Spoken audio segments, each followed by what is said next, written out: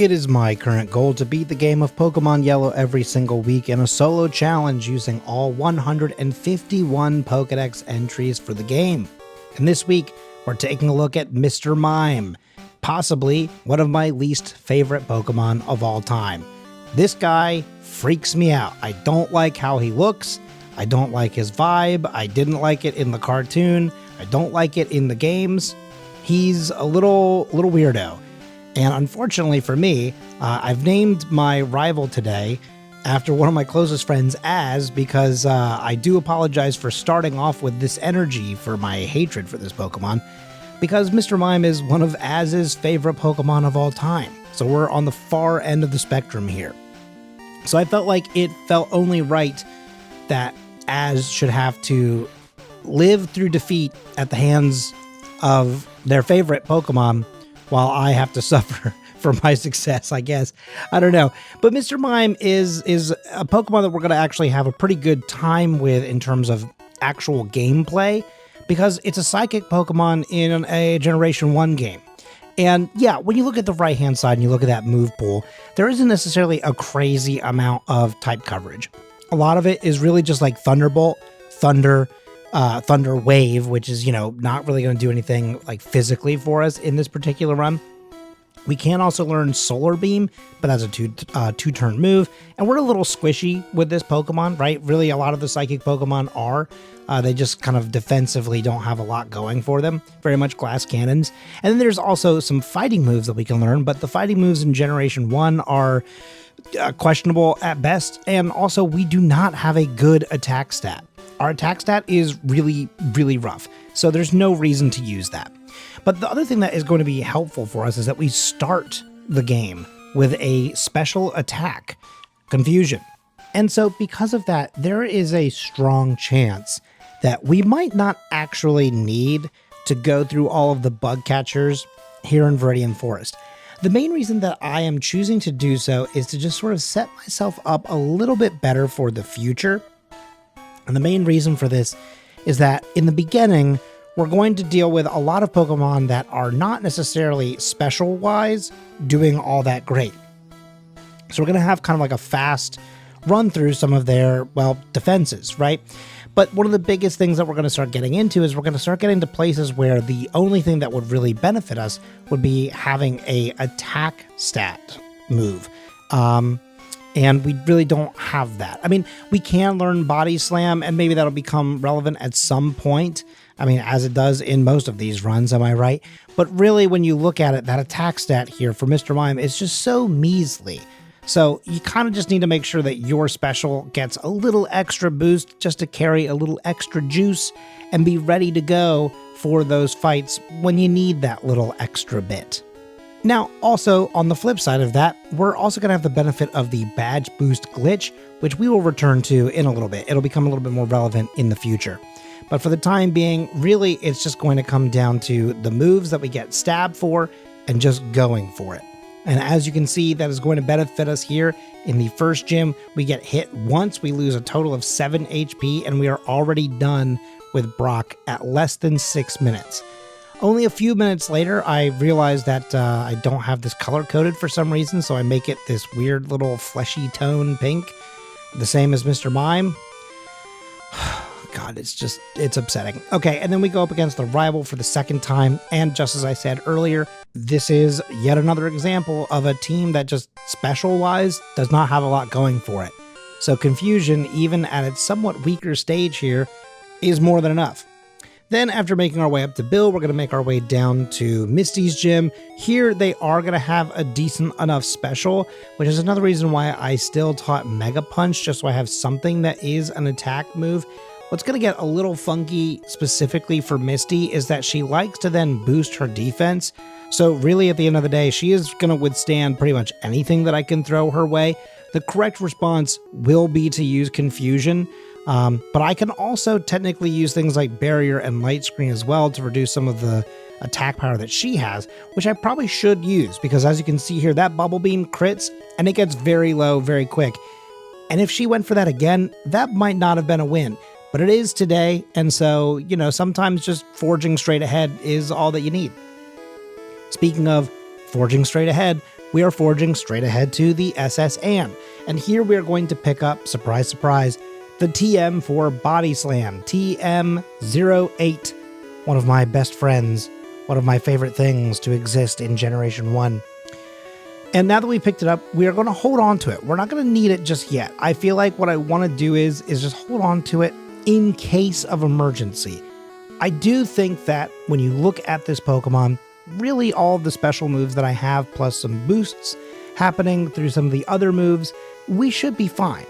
But there could be one, if not two, problems in the very end of the game that Body Slam can come in handy for. But like I said, that's a little bit further down the road, so let's just sort of take a look at where we are now, which is by now Lieutenant Surge. With Lieutenant Surge, this is another situation in which he's not very good, but I was smart enough to go ahead and drop those barriers and light screens, depending on what he wanted to go for, because Mega Punch times 2, I think, may have killed me. I'm not 100% positive on that math. Maybe it could be 3 or maybe 2 with 1 critical hit. I really don't know.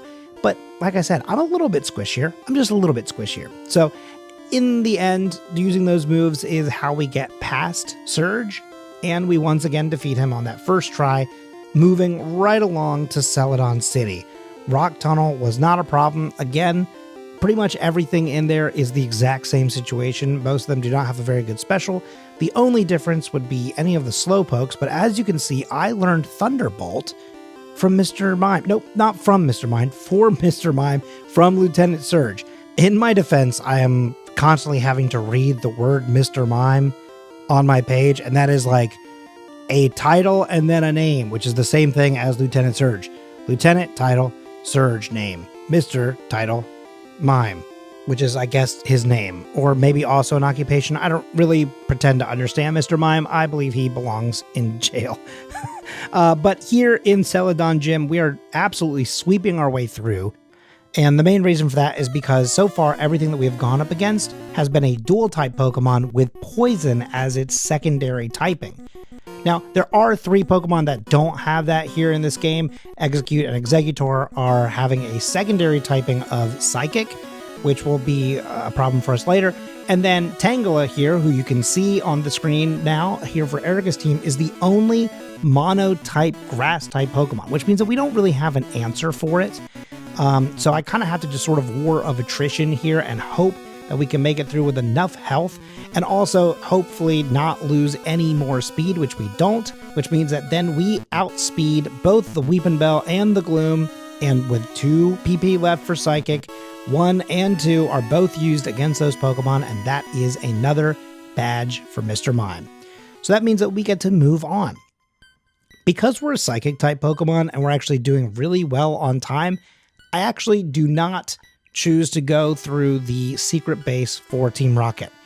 I think that we don't need it. I actually think that we can get to the end of the game without doing so. So we pick up a Pokédoll in the Celadon department, and then we make our way here to the Pokemon Tower, and once again, we sweep through the rival. That's probably the last time that he's going to be simple. So, we're going to take that and enjoy it while we can.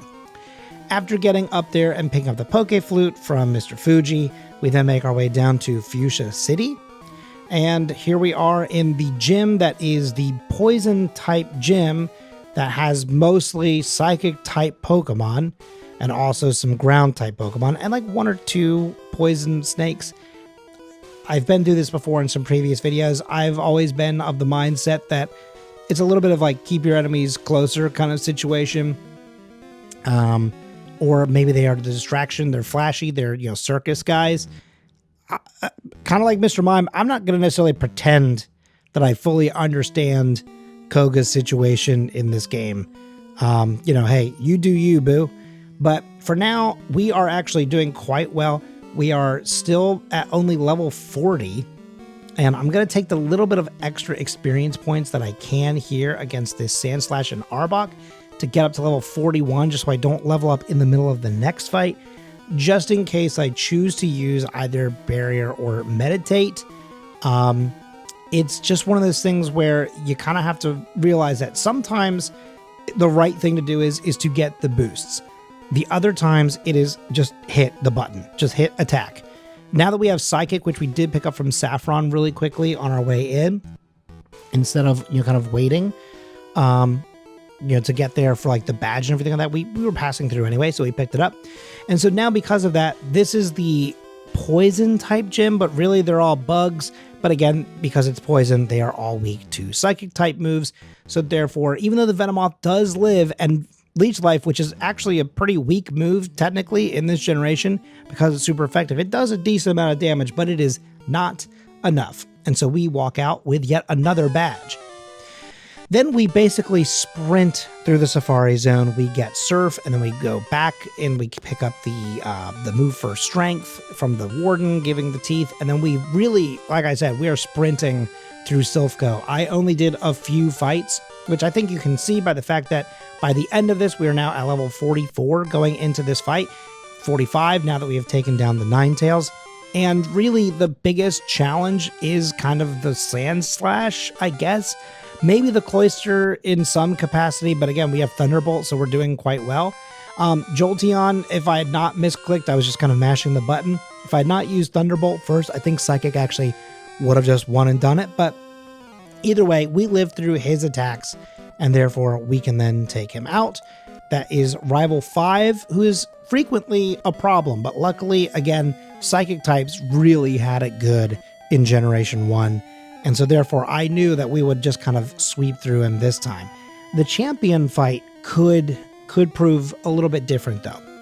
Here for Giovanni, 2 of these Pokemon are going to be super weak to Psychic. Another one just doesn't have necessarily great special. And then there's also just Persian. Persian is just, neutral really. But either way, it is 4 hits and that is 4 wins. So he goes down and we make our way out of Silph Co. Here's where I think the first real big mistake of this video is about to be. We're not really leveled up enough to be going up against Sabrina here because they are glass cannons, but it's the thing of what I mentioned earlier, which is that they are weak defensively, but I'm weak strengthfully. How do you say that without, it is offensively, but I've got special, which is also can be offensive. You get, I hope, where I'm going with this. But as you can see, getting to Kadabra, and we're now at 24 health, it's not going well. And we're losing a lot of a lot of accuracy. Good Lord. I think that the Kinesis worked against me personally. I think that somehow affected my actual brain in real life. I think the Psychic Pokemon are in there. So I go in again a little bit, I don't know, feeling some kind of way about I can do this. I don't need the help. I probably actually also could have learned Substitute here. This is another moment where I actually, after everything was said and done, I thought back on that moment and thought, should I actually have learned that? That may have actually been really crucial and beneficial for me because I don't think I necessarily need Barrier and Meditate, but it's a little too late. So what I'm going to do is I'm going to leave Sabrina. I'm going to make my way through the dojo, and then I'm going to remember, well, actually I picked up Surf. So there's no rules in the book that say a dog can't play basketball, and therefore also that I can't just go to Blaine's gym and defeat him first. This is going back to one of the problems that we mentioned earlier of sometimes not being sure of whether or not you should do the setup or if you should just go and attack. This was a great example of one of the reasons why sometimes you do want to just go and attack, because here while I was setting up, I had Confuse Ray, and then I got confused and I hurt myself, and then there was no way out of that. I was going to lose to the Ninetales. So instead, on the second attempt, I just started spamming attacks and I made it through with ease. So, sometimes the best offense is an offense. And here it's going to be basically that. If I try and set up, they just have opportunities to debuff me. And so I kind of just have to go because they are going to try and set up some buffs for themselves at times. And I can use those moments to capitalize like that. They go for a defend because they think that they're, not good on defense. But as it turns out, I'm not good on attack. So I just go for the special move and I win. So that is now the 6th/7th badge technically here. These are for this run. And we make our way into the Viridian Gym. Now, I frequently don't show this section because a lot of the times I just fight these first 2 people and then I move it along. But today I'm getting to a point where I'm going up against the last gym, and I am a little nervous that I'm a little under-leveled. I have never really done, a Mr. Mime run at all. I've never played with Mr. Mime, as I've mentioned. He freaks me out. I don't like his vibe, and so I've never had him on my team ever. I've never really been sure on what he's capable of, besides crime, because that rhymes with mime. Let's be clear. That's probably where he gets that name from. But the thing is that I'm getting here into this end game, and I'm going, well, the stats are looking fine, but am I going to be enough? Is this only special run basically going to do fine against Giovanni, and subsequently against the next rival fight, against the Elite Four, against the champion? So I'm taking some extra experience. You might as well. And I did that here as well. I got so close to the next level, so I had to fight the one last guy that's right there, right before you get to Giovanni, and I got myself to level 53. Now, Doug Trio is extremely dangerous, just for so many different reasons. But here I set up barrier 3 times, which gets me to +6. My defense is looking real nice. That is mighty powerful. I should be able to withstand anything that comes my way. And now, because of the badge boost glitch, which means that it just stacks my badge boost again every time I use a move that boosts a stat. See, told you it'll come back. It means that my special was also looking pretty good. And so everything was a 1 hit. Well, except for Rhydon. But Rhydon was not hard to then defeat. So there you have it. That is an 8th badge done. And quite possibly, you never know, maybe that little bit of extra experience last second was all the difference. Now, going up against Rival 6, this one is a little bit tougher because now Execute has the ability to poison me, which means that there's going to be a little bit of chip damage. Then, because I don't really have a great response for Execute, he also lives long enough to get a Leech Seed off, which is not great. Which means now I'm basically getting double chip damage, and I'm giving some health back to his team. But this time around, I survived to his last Pokemon with considerably more health, and so with just a little over half, I managed to take him out. And so we get to move on to Victory Road. And at the end of that road is Indigo Plateau. So this is that part of the game where I go here and I drop off all of my H employees. I heal up one more time. Then I'm going to buy a few full restores, just, one for every person that I'm going to have to fight and potentially, restore before. There's 5 people, but because you heal before the other one, you don't need to buy 5. I frequently bought 5 for whatever reason, because I'm like, 5 people. But then here, this is an interesting moment too. I have not used a rare candy once. I got to the end of the game here, and there are 12 total, right? But one of them is extremely out of the way, so typically I get here with 11. Somehow I only ended up with 10. So I forgot to pick up a rare candy somewhere, which means I'm getting rusty. With all my family vacations, and I had a little bit of a work gig recently, so I've been a little bit unavailable. It just goes to show that when you take a couple of weeks off, you start to get a little rusty. It's a concept. I was a music student, and so the concept of if you don't practice for a day, only you notice. If you don't practice for a week, everybody notices. And I'm really feeling that today. But what we're not feeling is any kind of remorse, at least when it comes to Lorelei, because all but one of her Pokemon are water type. They're all ice type, yeah, for sure, but 4 out of 5 are weak to Thunderbolt, so that was easy peasy. Bruno, yeah, he's pretty glorified in this generation, and the 2 Onix aren't very good with special, so we've got that going for us. And then, of course, 3 of these Pokemon are extremely weak to Psychic type moves. So the move Psychic one-shots the full team. Then we can go to Agatha. Agatha is going to be basically the same situation. Because, oh wow, look at that. 3 ghosts, and then a bat, and then also a snake. But what's the secondary typing, or sometimes the primary typing, for all these Pokemon? Do we all remember Koga? That's right, poison, and that is super weak to Psychic, and so they all go down. Ghost types are supposed to be, super effective against the Psychic type Pokemon, but there's really not any moves for them in this generation. And again, I'm attacking first. They're also part poison, so, you know, bada bing, bada boom. Agatha, frequently a wall. Today, not a problem at all.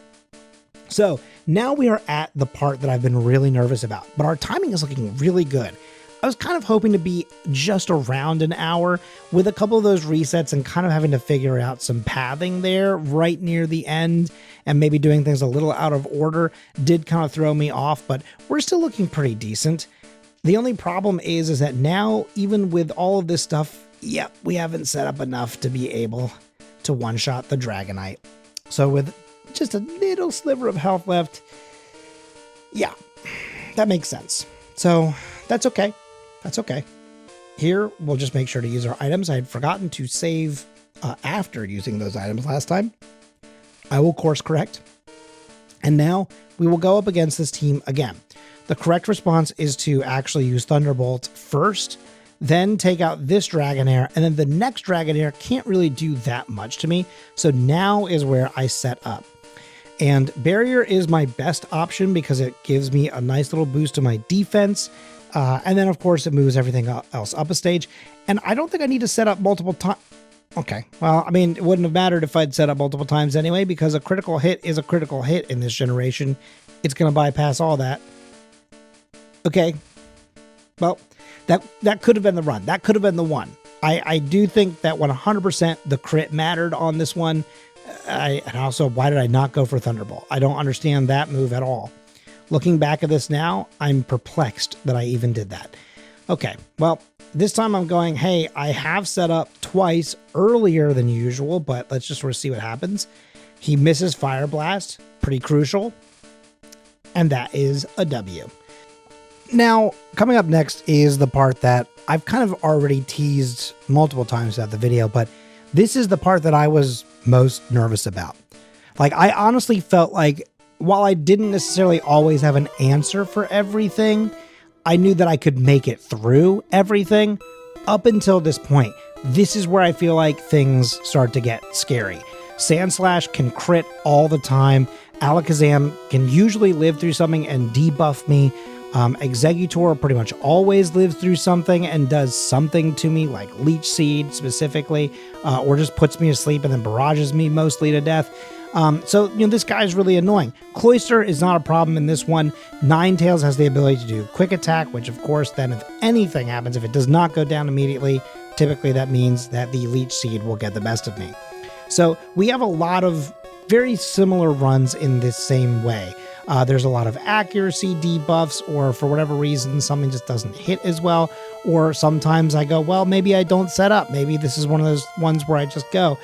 But then I keep running into certain, problems again. So this is where I finally break out Body Slam.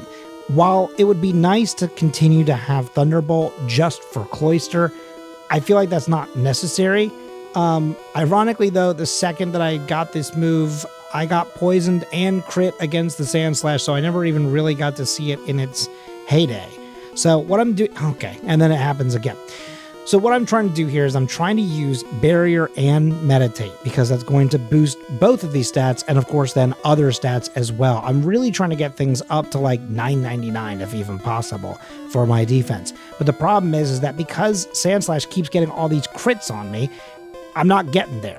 So I have to be really cautious. And so I'm basically making it through with the smallest sliver of health. And I feel like if I'd gotten one more boost in there, I think Ninetales goes down in one, and that probably is the end.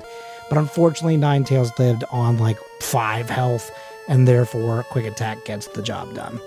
So this time I'm setting up less.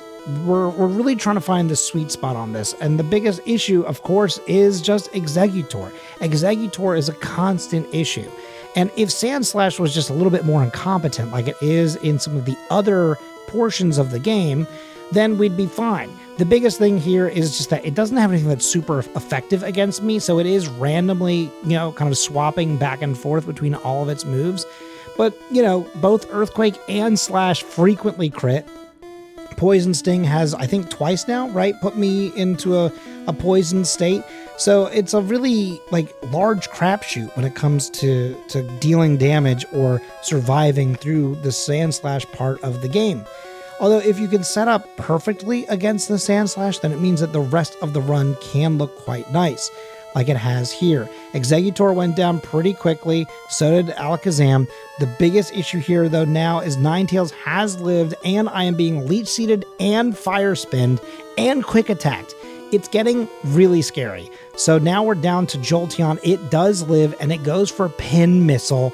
It only hits 3 times. I live with 2 health and it's a critical hit. Not that the crit mattered on this one, but oh my God, that was a nail biter in the end. So what could have been closer to an hour 10 ends up getting a bunch of resets, and we finish it at 1 hour, 17 minutes, and 56 seconds. So, like I said, most of this run was pretty close to perfect. It really was mostly just the very end and the one little bit of kind of misplay kind of in the middle, like around Sabrina.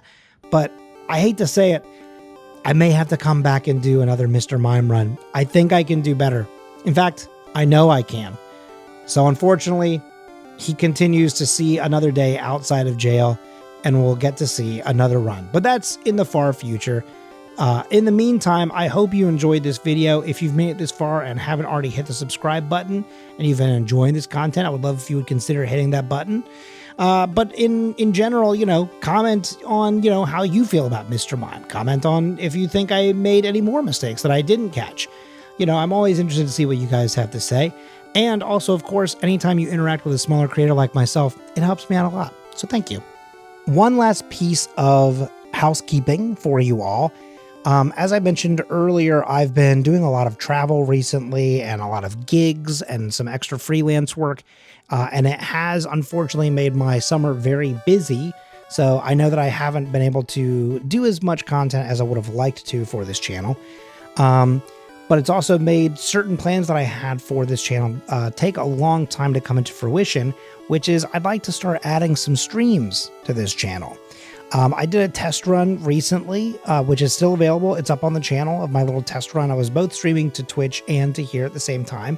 I probably won't do that in the future, but again, it was just to sort of see what I could get done and what I had the capability of doing, really. But I played some Pokemon Unite, another game that I also really enjoy. And so if you want to check that out, that's available. And starting soon, we're going to start trying to stream once a week outside of holidays and stuff. But that's going to do it for now. There is a blooper at the end of this, so check that out. It's nothing huge, just a little flub that I thought was funny. Be kind to yourself, be excellent to one another, and I will see you all next week for another solo challenge in Pokemon Yellow. So I'm kind of nervous at the confusion. Oh, God. Yeah. All right. So we were talking about this back in Viridian, in the Viridian Forest about setting up. Do you do that? Like, do you do the setup sometimes, or then on other times do you do not that? What is happening to me?